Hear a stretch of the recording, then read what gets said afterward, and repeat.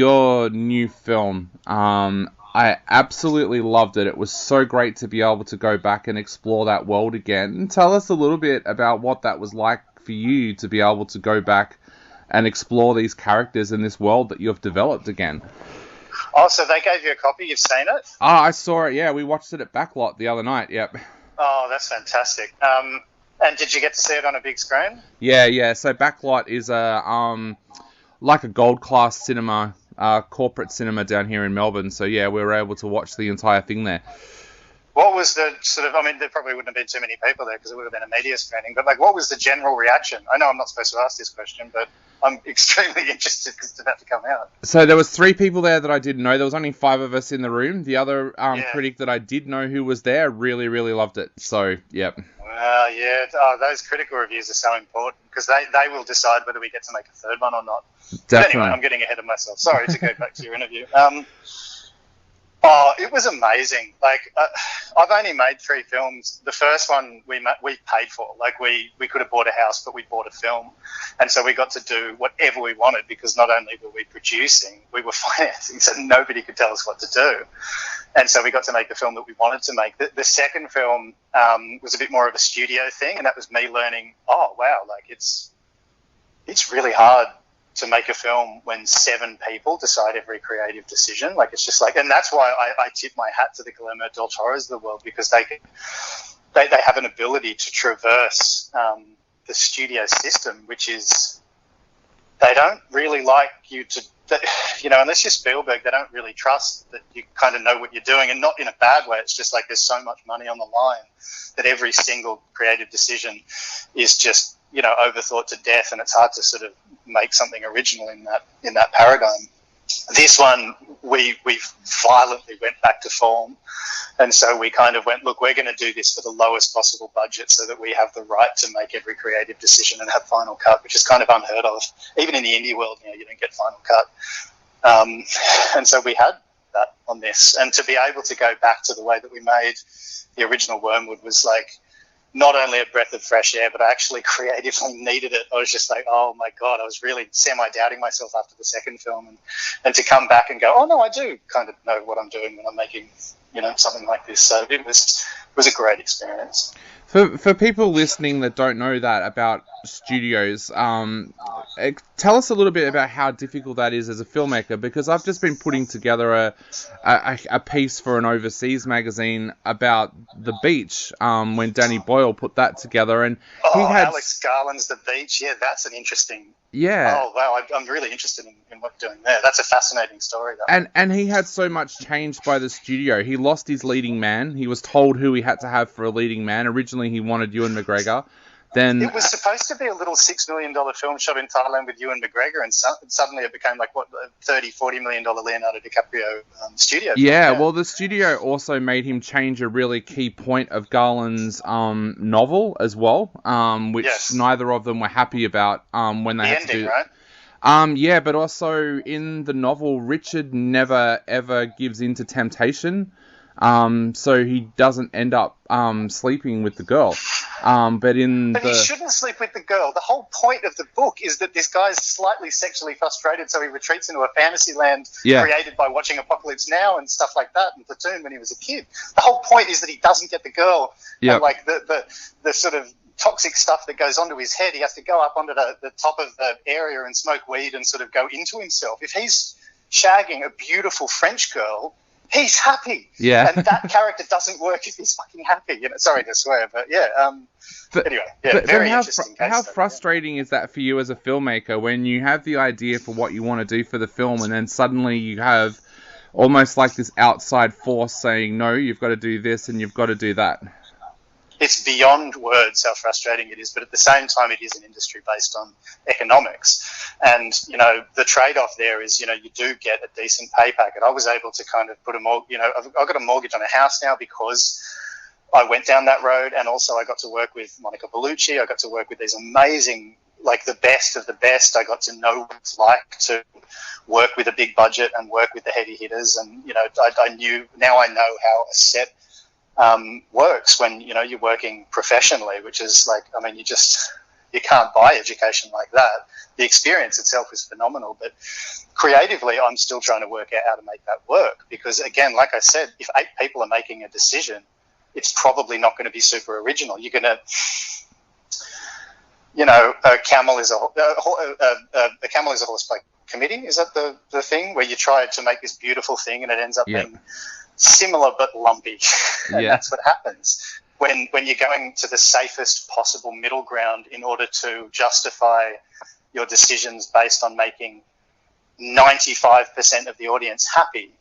Then you're going to get like milk-fed bollocks, because people like to be shaken, and you can't shake somebody when you're playing it safe. So it's very difficult. And sort of what I've learned is that you have to make sure that everybody's making the same film, and B, you just have to absolutely make sure that script is iron solid, and that you're not going to make any changes once we've all agreed that this is the direction we're going in. So that's what I'm hoping on doing on the next film. Hopefully I'll be able to go back to a similar kind of Necrotronic-like budget, but still have like the creative intention of Wyrmwood Apocalypse, probably without having final cut. So I've got to be very careful about how I navigate those waters, because unlike Wyrmwood Apocalypse, I probably won't have final cut on a $10 million film. Yeah. So it's a lot more difficult than it looks from the outside. Yeah. I always thought that if you were as talented as Spielberg,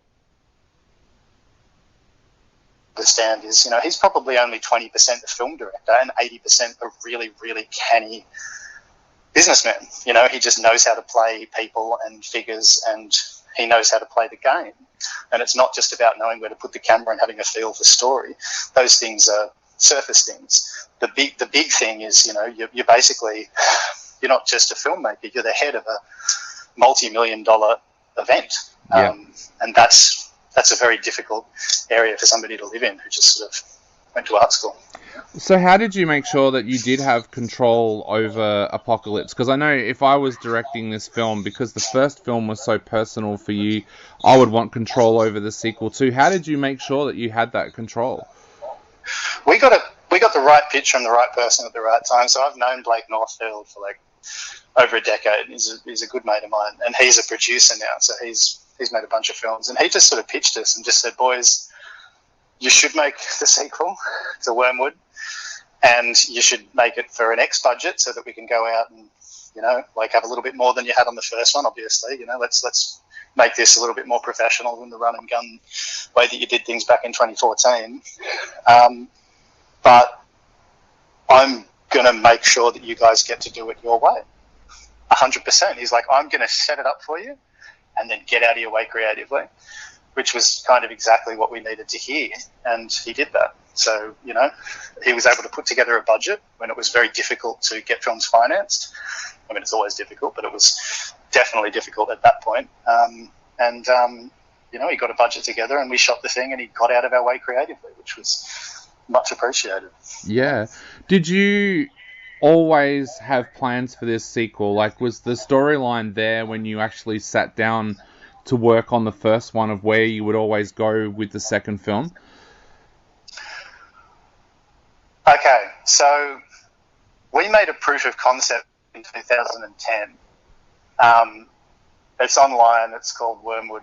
You can search for it, and that was the proof of concept from which we built Wyrmwood Road of the Dead. Yeah. So originally, Wyrmwood Road of the Dead was supposed to start with that scene, and his mate was going to die, spoiler alert, and then boom, we cut to the title, and then the opening 10 minutes of Wyrmwood Apocalypse would have been the post-title sequence of Wyrmwood Road of the Dead. So we actually wrote, the guy waking up in a caravan, and then he pops out and you see that he's in the middle of this compound with an electrified fence, surrounded by a horde of the undead, and, he's got a bunch of gadgets inside his compound that all run on zombie methane breath. That scene was written in 2010 to be one of the opening scenes of the original film.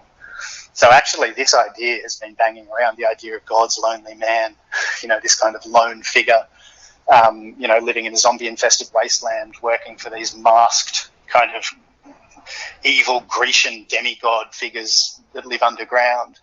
That was the idea that sort of sparked the whole idea of the Wyrmwood world. So we've been working towards this for over 10 years. That's amazing. Like, I love when people develop a world like that they know so well. What has it been like for you to bring it to life this time? Like you said, you wanted to do things a little bit differently than you did the first time. What was it like bringing it to life this time with that new way of doing things? Oh, it was the best. I mean, the first film was the most fun you can ever have. Your first time's always the best time. But to be able to come back to this world with all of the professionalism and experience that we'd sort of gathered over the prior 10 years of doing things was great. And it was great to see our craft lift. I mean, it's a different film from the first one. Some people still prefer the first film. Some people prefer the second one. But I think, it still feels of a piece. It's as different as Mad Max 1 is to Mad Max 2, which is appropriate. But I mean, it was amazing. I always, whenever me and Tristan, my brother, sit down to write on this, like, it just flows like butter. Like, it's a world that we can just endlessly riff on. Like, the idea of Mad Max meets Dawn of the Dead is such an imminently watchable premise that you can't really go wrong with it. And you bring such a fresh take to the zombie genre as well. Like, we've seen over the last couple of years, so many indie films in America feel like they've tried to really cash in on The Walking Dead and keep to a similar theme to The Walking Dead. But you've been so creative with what you've done. I actually said in my review for this film that it's refreshing to see that different take. Tell us a little bit about going in and discovering that zombie lore for you and making it so different and making it so fresh. How did you guys go about that in the first place? And did the arrival of The Walking Dead kind of make you guys a little bit nervous for the sequel in a sense? Well, when we first started banging around the ideas, we were a little bit mercenary about it, because you sort of go in knowing that you're sort of playing in a genre that is pretty oversaturated. It wasn't when we started writing it, but when The Walking Dead came out, boom, it was just like zombies everywhere. And so we knew, like, with something like this, you need to have the familiarity of what you've seen before, but with new clothes on, so to speak. So you have to have an old feeling with new things. And so, when Tristan came up with the idea of the methane, zombie breath powering vehicles, you're just like, well, that's a kind of super cool premise, So we knew we had something there. We knew nobody had ever really done leather-clad mask-wearing people in a zombie wasteland before. And again, that's just such an obvious thing.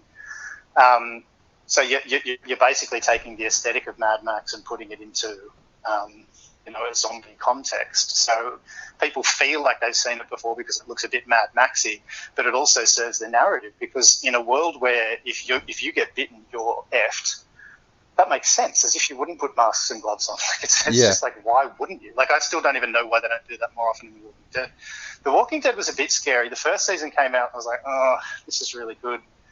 But again, it was just different. It wasn't Mad Max. It was, that comic book was just wonderful, but it wasn't Mad Max. So we knew we were sort of still okay there. And I found after about season 2, there was more walking and not enough dead. I was just like, it lost me after I loved it in season 1 when Darabont was still attached, but when they kicked him off, I was I think a lot of the really good writing that was coming from him, and I really do think he was doing a wonderful job show running. I don't know what was going on behind the scenes, but when they lost him, I think they lost something. And it was. I mean, our thing is different. That's the one thing it's got going for it. And when you release a zombie film, when Train to Busan and what's the high school one, in the Korean high school one, Everybody's Dead, that's coming out. That's killing it at the moment. Like you're stuffed. Like, I would not want to be somebody releasing a zombie film right now.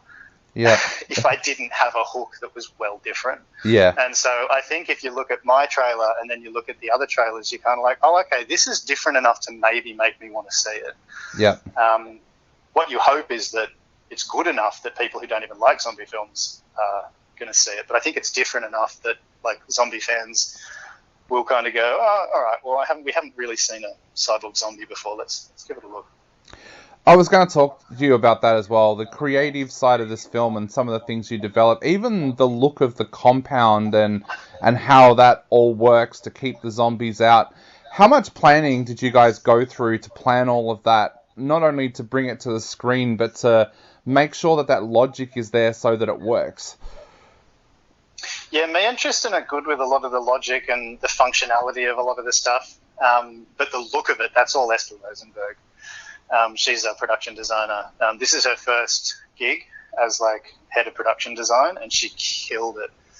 And she did a huge amount of work. I mean, she was there 3 months before like we even were supposed to start, because she was so adamant that it needed to be right. And so she gave it the time. You read about Peter Jackson giving them a year to make the Shire, in Lord of the Rings, because he wanted it to feel lived in. And she did the same thing. She went out there with a small team and just lived on that fruit farm out in Dural, that is now a film studio actually. She just grew those sets, and she really put the time and the dedication in. And she's such a visually sort of resplendent artist that it just looks great. It looks like a sort of day-glow saturated Russian compound. It's insane how good it looks. Yeah. Especially given our budget, which is very small. Now, the other thing that really stood out to me in this film as well was the performances of your cast, especially Nicholas Bashir. I think he steals the show big time here. It's so good to hear that, Dave. Oh, he'll love that, yeah. Tell us a little bit about your casting, and also, how did you work with Nicholas to get him to that point where I think he's going to become an iconic character? I've known Nick for a while. Like, I can't, because, we bang around, we've sort of bumped into the Bondi hipsters a couple of times. I know Christian Van Buren. So we actually wrote them into the TV series that we were going to make as these characters. And then we sort of decided not to do the TV thing, did a sequel instead. And I wrote the part of the surgeon with Nick in mind, simply because I know he's a comic actor and he's super funny in everything he does. But if you watch his short films, he's actually a really, really good actor. And I'm just like, I want people to know that this guy has a little bit of Heath Ledger in him. Cast him because obviously he's brilliant at physical comedy. He's very funny. He's honestly one of the most intelligent, sort of quick-minded people you'll ever talk to. So he kind of is perfect for the role anyway, given that this character is insanely intelligent. But he also, I just knew that he had this thing in him. Like, I don't think anybody had ever just given him an insane part, just go real with it. And so instead of like this high comedy performance that you might expect from a film like this, he came in and he basically had this character that was kind of like Hunter S. Thompson crossed with a reptile on speed, and he just went for it, and it was just great to watch. You have a knack too of discovering young and up-and-coming actors and actresses and putting them in great roles, and we see that again here with the sisters. How do you go about your casting? Do you go through a casting agent, or do you look for people that you've seen in other projects? We did go through a casting agent, but actually Shantae was a bit of luck. We sort of put the feelers out, and she contacted us, and we thought she was like the first person to contact us, and we thought, oh well, this is obviously we're not going to use her. We'll have all these amazing other options. And as the options started coming in thick and fast, she just always was head and shoulders above. She just has a look and an energy about her that is just well different, and she kind of moved in a way that was really interesting. Like, she just had these, I don't know, she just reminded me of like a princess or something. There's just something about her that's like really interesting. and smooth. And in her audition, she cried, and it didn't even call for tears. You know, like she sort of just sat down and cried at the end of the audition, like weeping. And I was like, my God, like, okay, she's got the part. We were just very lucky with her. To see it was just a gift from Blake. He'd worked with her on Streamline. Yep. His last film, and I watched Streamline, and I thought she looked amazing, and she had great presence. Good, like definitely super solid actor. Saw some of her other stuff. I was convinced she'd be good, but I didn't know how good until she came to set. She was funny. She was one who sort of leaves it all on the set. Yep. And she came in and just delivered up to 11, and like she's one of the actors who was just like 95% hit rate. Like she just can do no wrong. And I was just like, oh, she just made my job 1,000 times easier. So just a lot of it's just luck, I think. You know? Awesome. Well, mate, I know we are running out of time very, very quickly, but I just wanted to ask one quick question before we go. How do you feel now that the film is about to come out to audiences everywhere? And also, what's your plans now for the Wyrmwood world? People are already asking on Google, is there going to be a trilogy? What are your plans from here on out? Oh man, I'm already taking notes for the third one in my head. It's awesome. Like I sort of sat down and had breakfast with my wife the other day and just couldn't stop babbling about my ideas. At a certain point, she's like, "You gotta just write it down. You gotta stop. We're trying to have lunch here." I mean, I've just got so many epic ideas. You know, I want to make Wyrmwood 3. I'd do a TV series if I could. Like I said, I think this is my little horror Star Wars. I'm just like, look, I would riff on this as long as people will let me. And that's why I was kind of asking you about reactions. And I'm just, because like, it's hard to make money these days. And like, usually money is the thing that guarantees you get to make another one. But, you know, profits are so, you know, questionable at the moment. You know, so much of it is just luck. You know, this film could do well theatrically, which would be fantastic, or it might not. You just never know. Yeah. But if the reviews are good, if just the reviews are good, then it's likely that we'll probably start developing Wyrmwood 3 this year. Awesome. If they're not, then it's just like, well, I don't know. You know, I'm like, there's two answers to that question. A, I'm nervous because my film's coming out and I really want people to like it and I want to get to make another one, so I really need people to like it. And B, I actually don't care. Yeah. Because I got to make the film that I wanted to make and I'm super proud of it. Even if this is the last thing I ever get to do, I'm just like, I'm really happy, you know? So it's kind of the best of both worlds, Dave. You know, I like it. It's a good film and I'm very hard on myself. So to be able to sit down and actually watch something and go, yeah, well done. That's not too bad. You know, it's a really good feeling, yeah. Well, mate, I know it's definitely going to get a good review from us, and it's going to get a good review from at least one other critic. I know that for sure. So, everyone helps. That's fantastic news. Definitely. Well, mate, thank you so much for chatting to us today. It's been an absolute privilege. I can't wait to go back and see the film again when it opens, and I know there's a lot of people out there very excited about it coming out next week. Oh, thanks, Dave. Thank you for saying the nice things. I really enjoyed this chat, man. I could go another hour with you. Oh, same, yeah. I would, I do an